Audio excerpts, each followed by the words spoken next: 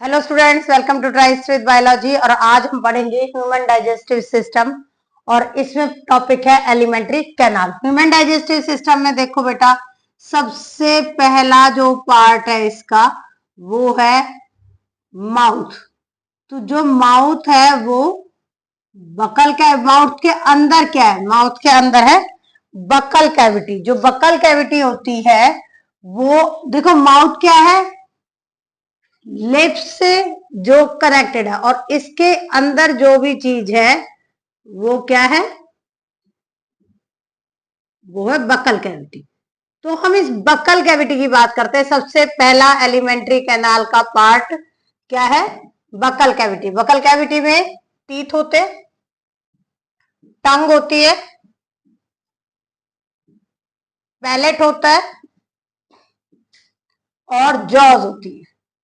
Jaws जबड़ा है, palette जब हम टंग को ऊपर करें जो वो सरफेस है हार्ड वाला उसको बोलते हैं। ये दोनों ही जॉज तो क्या करती है? मूवमेंट कर होती है जॉज में, जिससे कि खाना जो है चब जाए, जो खाना जो हमने खाया वो चब जाए, और पैलेट उस खाने को एक साइड से दूसरी साइड में मूव कराता है।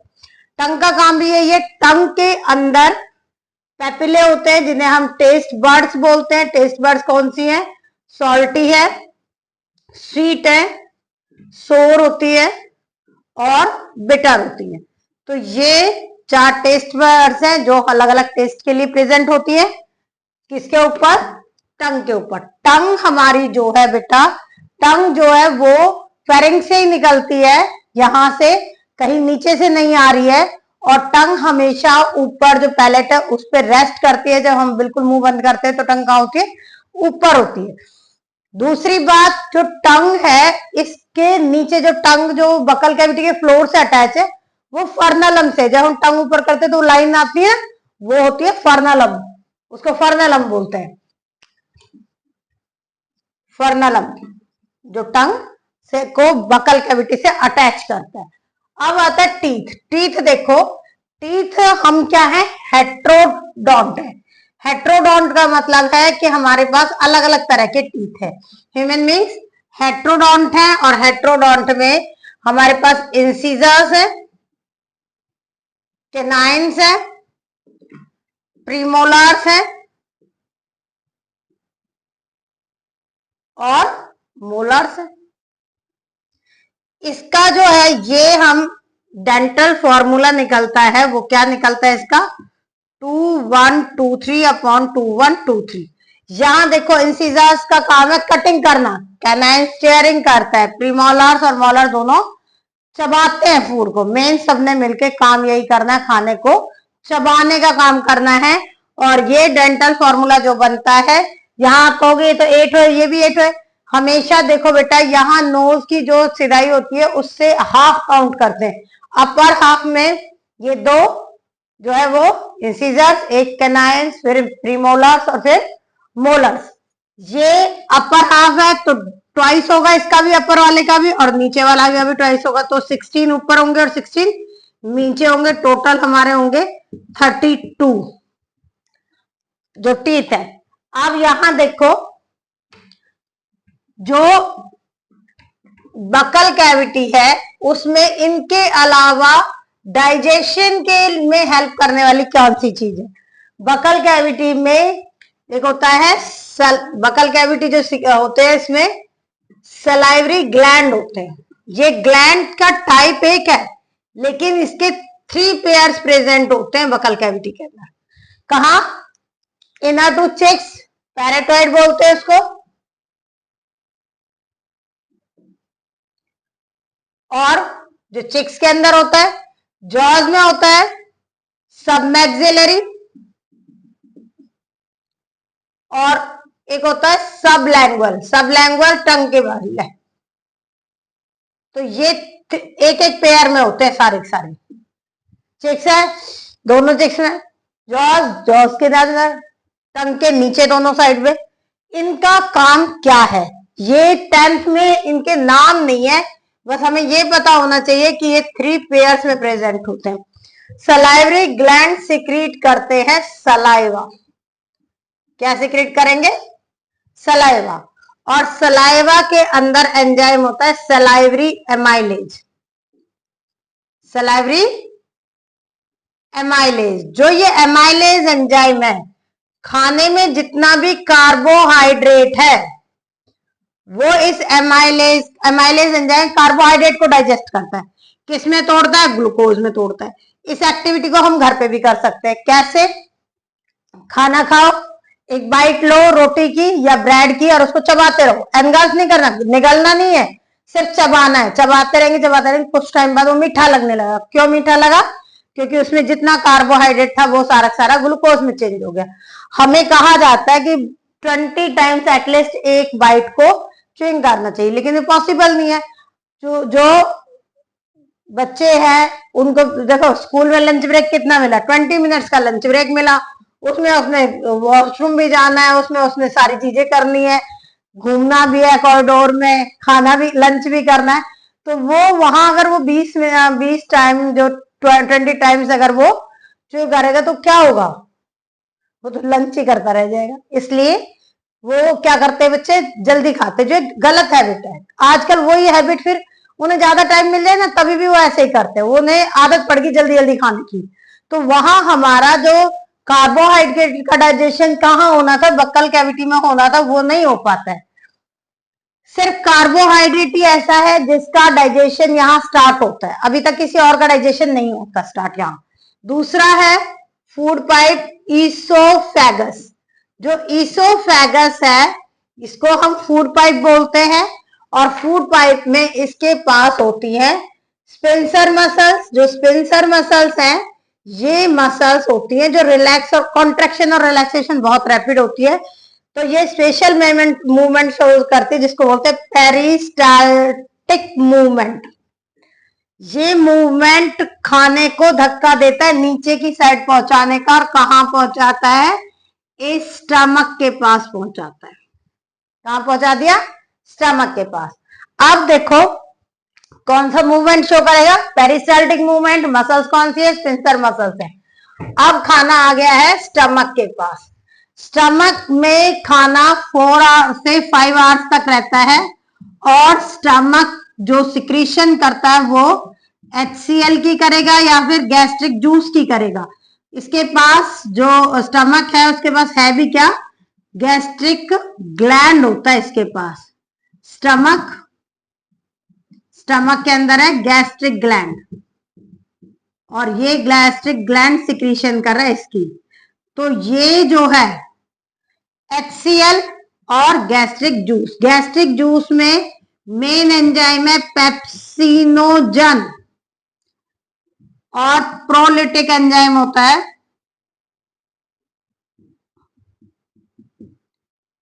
प्रोटोलिटिक एंजाइम होता है। प्रोलिटिक एंजाइम जो क्या है? ये एंजाइम्स है। पेप्सिनोजन प्रोटीन की डाइजेशन करता है, तो प्रोटीन की डाइजेशन कहां से स्टार्ट होगी? यहां से स्टार्ट होगी, स्टमक से। लेकिन डाइजेशन ये पेप्सिनोजन देखो, जिसके पीछे GEN आ जाए ना, ये इनएक्टिव है। इनएक्टिव एंजाइम है। जब फूड होगा तभी एंजाइम एक्टिव होगा, क्योंकि प्रोटीन डाइजेस्टिव एंजाइम्स जो है वो एक्टिव नहीं रहते। अगर बेटा ये एक्टिव रहेंगे ना, तो अगर खाना नहीं खाया तो हमारे बॉडी के सेल्स को खाना शुरू कर देते हैं। इसलिए ये किस फॉर्म में? इनएक्टिव फॉर्म में। अब आ जाओ, ये जो और एक जो प्रोलेटिक हार्मोन है ना, ये जो एंजाइम है, ये देखो एक एंजाइम होता है RENNIN, रेनिन, जो सिर्फ छोटे बच्चे होते हैं ना, इन्फेंट्स में होगा। किसके लिए? मिल्क डाइजेशन के लिए। मिल्क डाइजेशन में हेल्प करता है रेनिन। छोटे बच्चे खाली दूध ही पीते हैं तो उनमें ही होता है ये। जैसे जैसे बड़ा होता जाएगा, बच्चा भी बड़ा हो गया तो भी नहीं होगा, तो इन्फेंट्स में होता है ये। अब आ जाओ, HCl जो है वो क्या काम कर रहा है? HCl बेटा यहां पर 3 काम करता है। पहले तो जो सलाइवा मिक्स फूड आया उसको, सलाइवा को डाइजेस्ट कर दे, डिस्ट्रॉय कर देगा। सलाइवा खत्म करना है जिससे कि पेप्सिनोजन जो था वो एक्टिव हो और उस पर काम करे। दूसरा, एसिडिक मीडियम प्रोवाइड करेगा फूड को, क्योंकि एसिडिक मीडियम होगा तो फूड की डाइजेशन अच्छे से होगी। और थर्ड है जो खाने में जर्म्स लिए उन जर्म्स को मार देता है। कोविड के टाइम पे सुना भी था आप लोगों ने, सबको एक इंस्ट्रक्शन दी जा रही थी कि कोरोना वायरस के अटैक से बचने के लिए गरम गरम चीजें, जो लिक्विड है गरम लो, पानी है तो गरम पियो, या कॉफी पी रहे हो, चाय पी रहे हो, इनका कंजप्शन बढ़ा दो, जिससे क्या हो कि अगर वो गले में कोरोना वायरस है तो लंग्स में एंटर ना करके स्टमक में चला जाए।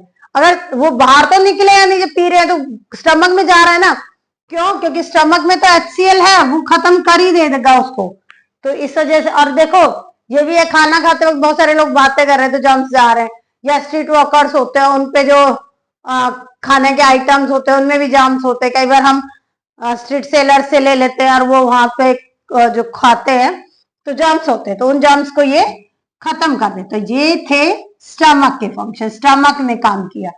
अब स्टमक के साइड में होता है लिवर, और लिवर की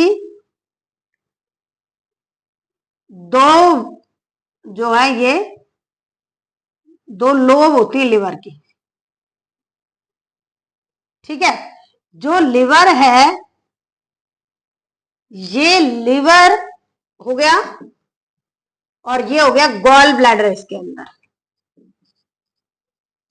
और ये डक्ट भी दिखाइए, डक्ट होती है, बाइल डक्ट होती है लिवर के पास। लिवर के पास क्या है? Bile duct. ये bile duct bile juice secrete करती है। क्या सिक्रीट करेंगी? Bile juice. और ये बाइल जूस फैट को पहले तो तोड़ेगा फैट ग्लोब्यूल्स में। जैसे पानी के ऊपर हम तेल डाल दें तो वो एक सिंगल ड्रॉप आप ऑयल की डालोगे ना पानी के ऊपर, तो उसकी कई सारी ड्रॉप्स बन जाती हैं। पानी के ऊपर जब तेल की बूंद डालते हैं तो बहुत सारी बूंद बन जाएंगी, वो फैट ग्लोब्यूल्स का काम करती हैं। ऐसे ही पहले फैट ऐसे ऐसे छोटे छोटे ड्रॉप्स में टूटता है हमारी बॉडी में भी, और फिर ये फैट ग्लोब्यूल्स जो है वो फैटी एसिड प्लस ग्लिसरॉल में चेंज हो जाते हैं। मेन जो काम है वो इस बाइल जूस का क्या है? फैट को डाइजेस्ट करना फैटी एसिड और ग्लिसरॉल में, और इसी प्रोसेस को हम बोलते हैं इमल्सिफिकेशन ऑफ फैट।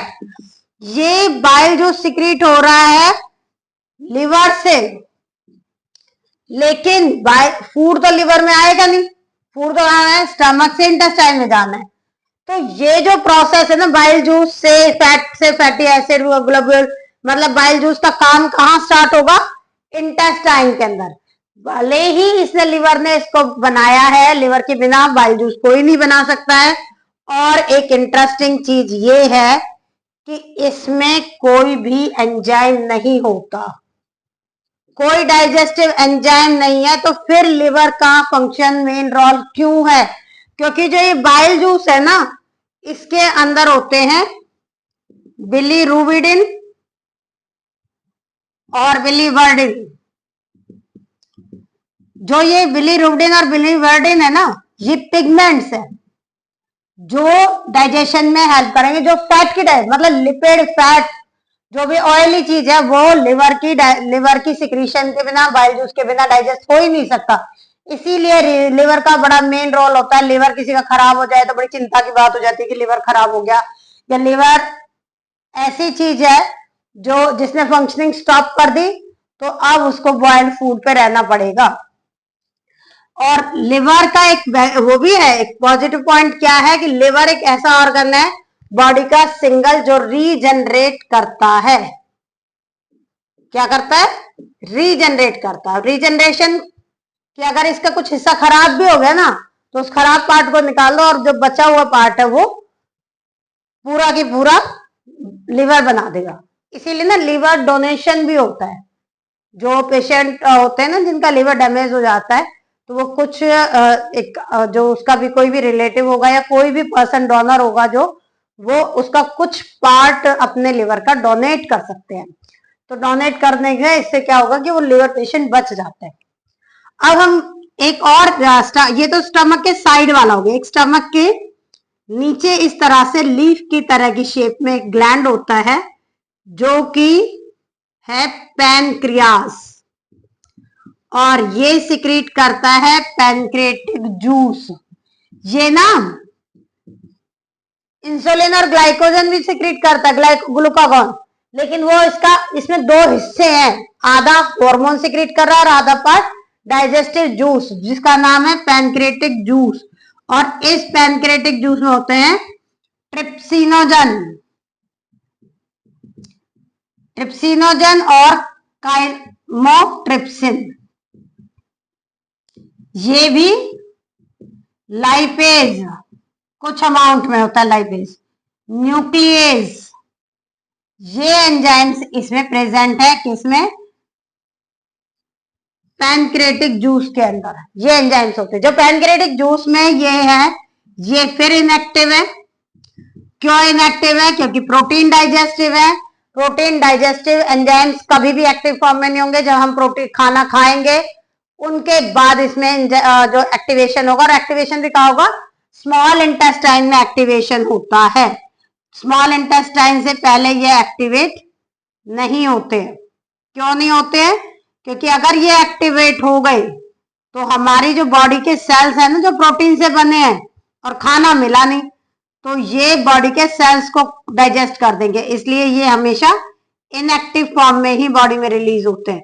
बड़े डिजाइन से, बहुत तरीके से डिजाइन की हुई है बॉडी, हम ही इसको खराब करे जा रहे हैं उल्टा सीधा खा के। वरना तो डाइजेस्टिव सिस्टम बड़ा अच्छे से डिजाइन है, उसने हर चीज को परफेक्ट बनाया है। तो यहां देखो, ये किसकी डाइजेशन कर रहा है? प्रोटीन की। और प्रोटीन को किस में तोड़ेगा? अमीनो एसिड में तोड़ेगा। प्रोटीन की डाइजेशन कहां स्टार्ट हुई? स्टमक में। फैट की डाइजेशन भी थोड़ी सी स्टमक में हो जाती है, लाइपेज एंजाइम भी होता है गैस्ट्रिक में, लेकिन मेन जो है वो प्रोटीन की डाइजेशन होती है। माउथ से कार्बोहाइड्रेट की डाइजेशन हुई, लेकिन स्टमक में कार्बोहाइड्रेट की डाइजेशन नहीं होती। समझ रहे हो? एक ऑर्गन में हो रही है, फिर दूसरे में नहीं हो रही, फिर तीसरे में आएगी। अब बात करते हैं स्मॉल इंटेस्टाइन का, जिसका पहला पार्ट है ड्यूडेनम, दूसरा पार्ट है जेजेनम, और तीसरा लास्ट पार्ट है आइलम। ये तीनों ही पार्ट मिलके बना रहे हैं स्मॉल इंटेस्टाइन। स्मॉल इंटेस्टाइन जो है, इसकी लेंथ होती है 6 to 6.5 मीटर अप्रोक्स। अब हम यहां इसको अगर लिखे तो क्या है? ये क्या है? स्मॉल इंटेस्टाइन का यहां समझो एक बार। स्मॉल इंटेस्टाइन जिसके 3 पार्ट है, ड्यूडेनम, इसने 3 चीजें रिसीव करी। कौन कौन सी चीजें रिसीव करी? स्टमक से पार्शली डाइजेस्टेड फूड, क्योंकि 4-5 घंटे जब फूड यहां रहा तो वो जरा लगातार चल रहा है, उसकी लगातार प्रोसेसिंग हो रही है, तो वहां बनता है चाइम, ये CHYME चाइम। इसको पार्शियली डाइजेस्टेड फूड होता है। पार्शियली क्यों? क्योंकि पूरा पार्ट तो डाइजेस्ट नहीं हुआ है, पार्शियली डाइजेस्टेड फूड। और दूसरी चीज इसने ली लिवर से लिया बाइल जूस। तीसरी चीज इसने ली पैनक्रियास से, और पैनक्रियास से लिया पैनक्रिएटिक जूस। जो लिवर और पैनक्रियास है ना, इससे एक ट्यूब आती है हेपेटो पैनक्रिएटिक डक्ट। जो ये हेपेटो पैनक्रिएटिक डक्ट है, ये ओपन होती है किसमें? ये हेपेटो पैनक्रिएटिक डक्ट यहां ड्यूडेनम में ओपन होती है, स्मॉल इंटेस्टाइन में।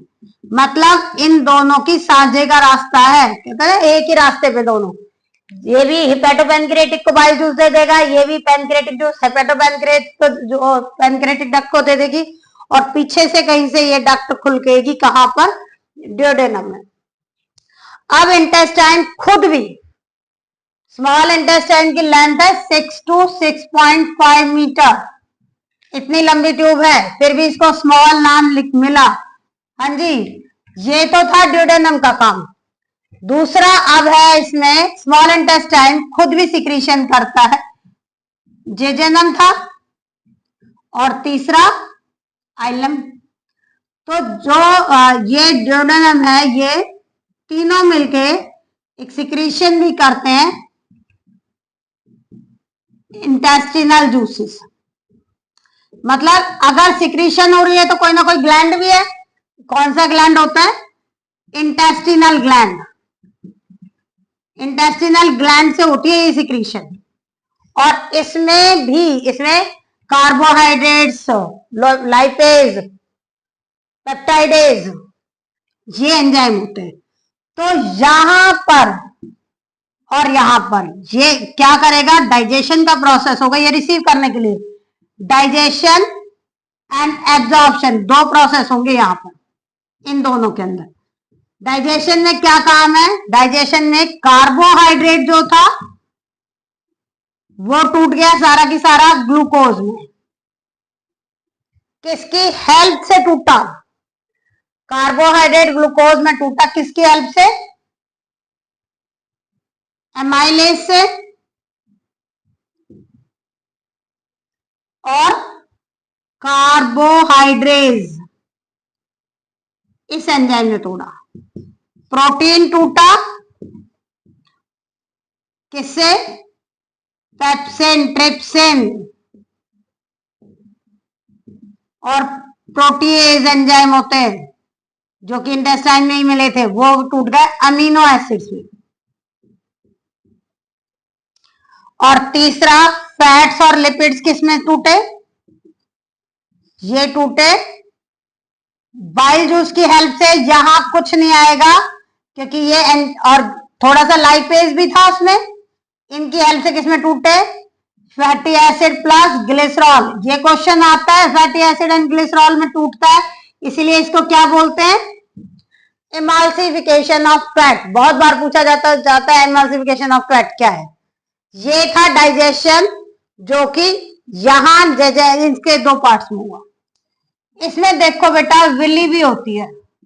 विली क्या है? ये स्मॉल इंटेस्टाइन की इनर वॉल है। इनर वॉल के अंदर एसिड, ये फोल्डिंग्स होती है, इन्हें क्या बोलते हैं? विली बोलते हैं। ये हेल्प करती है, जो ये फूड है ना, कौन सा digested food, glucose, amino acid, fatty acid और ग्लिसरॉल। मतलब बहुत बहुत छोटे छोटे मॉलिक्यूल्स टूट के और ये इससे एब्जॉर्ब हो जाएंगे।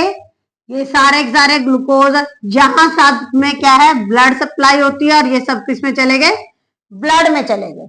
अब ब्लड में चले गए तो इस प्रोसेस को हमने क्या बोल दिया? एब्जॉर्प्शन। तो ये स्मॉल इंटेस्टाइन में दो चीजें कंप्लीट हुई। क्या हुई?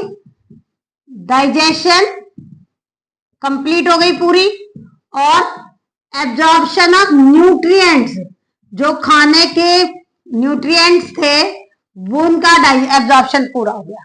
तो स्मॉल इंटेस्टाइन में ये हुआ। अब आती है बात, ये था स्मॉल इंटेस्टाइन का। अब पढ़ते हैं हम लार्ज इंटेस्टाइन। लार्ज इंटेस्टाइन की लेंथ है 1.5, 1 to 1.5 मीटर, 1 से 1.5 मीटर तक होती है, और ये है लार्ज इंटेस्टाइन। अब एक बात देखो, इसमें जब लार्ज इंटेस्टाइन इतनी छोटी है तो इसको लार्ज क्यों बोल रहे हैं? इसको क्यों नहीं स्मॉल बोला? जबकि स्मॉल तो इतनी लंबी है। स्मॉल इतनी लंबी है तो बॉडी में क्या सारी है? जैसे पाइप को नहीं क्वाइल्ड करके डाल देते, ऐसे ही इसको छोटी सी जगह में क्वाइल्ड करके डाल दिया। लार्ज इंटेस्टाइन चौड़ी होती है, ये नैरो होती है। ये तो कोई बनाई भी है ना, चौड़ी है, ये पतली है। तो ये वाइडर होती है, चौड़ी होती है, इसलिए इसको लार्ज इंटेस्टाइन बोलते हैं। अब जो लार्ज इंटेस्टाइन है, इसके अंदर को एक काम होता है बस, एब्जॉर्प्शन। अब एब्जॉर्प्शन किसका? न्यूट्रिएंट्स का एब्जॉर्प्शन। तो यहां कंप्लीट हो गया। तो एब्जॉर्प्शन किसका होगा यहां? Absorption of water, minerals, drugs and alcohol, इन चीजों का एब्जॉर्प्शन होता है यहां। ड्रग्स मेडिसिन है बेटा। यहां ये वाला हिस्सा जो है इसको कैकम बोलते हैं। ये ऊपर की साइड जा रहा है तो इसे बोलते हैं असेंडिंग असेंडिंग क्लोन, COLON, ये है ट्रांसफर क्लोन और ये है डिसेंडिंग क्लोन, ये इसके पार्ट है। यहां एक और चीज होती है अपेंडिक्स। अपेंडिक्स देखो यूजलेस ट्यूब है आज के टाइम में, तो बिफोर इवोल्यूशन जब ऐसे कच्चे पत्ते फ्रूट्स खा लेते थे, वेजिटेबल्स खा लेते थे, तो उसमें क्या होता था कि वो सेल्यूलोज होता था और सेल्यूलोज को डाइजेस्ट करने वाला एंजाइम सेल्यूलेज इसमें प्रेजेंट होता था। अब जब से कुक्ड फूड खाने लगे इसका यूज घटता जा रहा है, तो शॉर्ट ट्यूब होगी। कईयों में अपेंडिक्स का पेन होता है, क्यों होता है फिर वो? क्योंकि कईयों में देखो है हम सबके पास अपेंडिक्स, खत्म एक्सटेंड बिल्कुल ही खत्म नहीं हुई है, डिलीट नहीं हुई है हमारा डाइजेस्टिव सिस्टम, पड़ी हुई है। लेकिन किसी किसी में यहां क्या आया, लार्ज इंटेस्टाइन में अनडाइजेस्टेड फूड, डाइजेशन तो यहां कंप्लीट हो गई थी, तो जो फूड डाइजेस्ट नहीं हुआ वो आया, उसमें वो फंस जाए, किसमें? अपेंडिक्स में। अगर वो फंस जाए तो पेन होगा, या अपेंडिक्स का साइज बढ़ने लगे तो साइड वाले टिश्यू में घुसेगा तो पेन करेगी। यूजलेस है इसलिए सर्जरी में इसको निकाल देते हैं। अब देखो यहां है रेक्टम, रेक्टम लार्ज इंटेस्टाइन का पार्ट नहीं है, पहली बात तो रेक्टम अलग से है। रेक्टम में जो अनडाइजेस्टेड फूड है वो टेम्पररी स्टोर होता है। क्या होगा? टेम्पररी स्टोर हो जाएगा। और ये एनस है, एनस के थ्रू जो फैकल मैटर है वो डिस्चार्ज होता है, यहां से फैकल मैटर डिस्चार्ज हुआ और यहां टेम्पररी स्टोर हुआ। जो फैकल मैटर है वो डाइजेस्ट होने के बाद जो चीजें थी उसमें यूजफुल वो हमने ले ली, बाकी अनडाइजेस्टेड फूड है जिसका हमारे पास बॉडी में कोई यूज नहीं है। अब खाना खाया उसमें से चीजें ले ली तो उसको जो बचा हुआ है उसको बॉडी के बाहर एक्सपेल करना है, जो एनस करेगा, इजेशन बोलते हैं उसको, रिमूवल ऑफ फैकल मैटर। ये था डाइजेस्टिव सिस्टम। और इस पूरे को माउथ टू एनस को हम क्या बोलते हैं? Alimentary canal. जो न्यूट्रिशन है उसके 5 स्टेप है। देखो डाइजेस्टिव सिस्टम इतना ही है, डाइजेस्टिव सिस्टम में यही सारी चीजें आ गई, लेकिन अगर ये कहा जाए कि न्यूट्रिशन इन ह्यूमंस बताओ, तो न्यूट्रिशन इन ह्यूमंस में 5 स्टेप है बेटा। पहला step ingestion,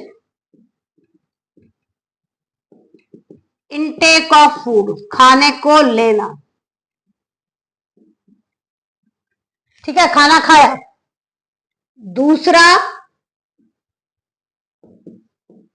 digestion of food,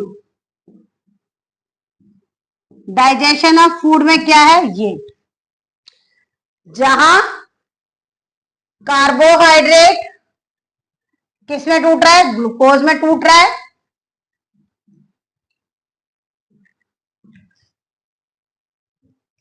carbohydrate glucose में टूटा, प्रोटीन अमीनो एसिड में टूट गया, fats and lipid fatty acid और ग्लिसरॉल में टूट गए। डाइजेशन में ये 3 रिएक्शन, ये ऐसे ही लिख दो, यहां एंजाइम्स के नाम लिख दो एरो के ऊपर और ये प्रोडक्ट लिख दो। तीसरा स्टेप है इसका एब्जॉर्प्शन। एब्जॉर्प्शन में कौन हेल्प कर रहा है? विली कर रही है। ये इसमें लिख दो कि विली है, विली ने एब्जॉर्प्शन ऑफ फूड किया और फूड मतलब न्यूट्रिएंट जो है एब्जॉर्ब हो गए और कहां पहुंच गए? ब्लड में। और हुआ किससे? विली ने किया है काम। फोर्थ इसका पॉइंट है, थर्ड हो गया एब्जॉर्प्शन और फोर्थ है एसिमिलेशन। एसिमिलेशन होता है डाइजेस्टेड फूड जो है, और बल्कि डाइजेस्टेड मत लिखो, एब्जॉर्ब फूड लिखो। एब्जॉर्ब न्यूट्रिएंट्स जो है ना,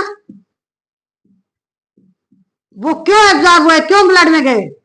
provide energy to the body, energy to the body. Body को काम करने के लिए एनर्जी मिलती है, कहां से? उसको बोलते हैं एसिमिलेशन। ये है एसिमिलेशन। जो एक मेरे से एक बच्चे ने पूछा, मैम जो आलसी होते हैं, जो बिल्कुल सुबह से शाम तक कुछ नहीं करते, वो क्यों खाते हैं?